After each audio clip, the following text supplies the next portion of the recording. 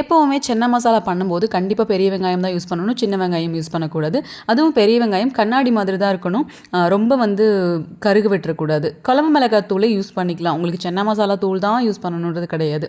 அதே மாதிரி சுண்டல் வேக வச்ச தண்ணியை கண்டிப்பாக யூஸ் பண்ணணும்.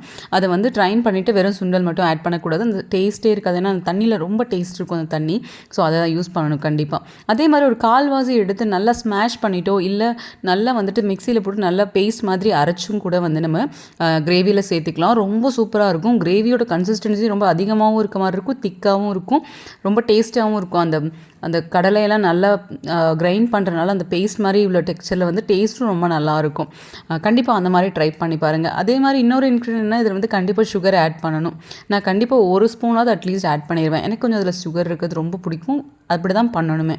அது கூட வந்துட்டு நெய்யில் வதக்குன கஸ்தூரி மேத்தி, அப்புறம் பட்டர், அவ்வளோதான்.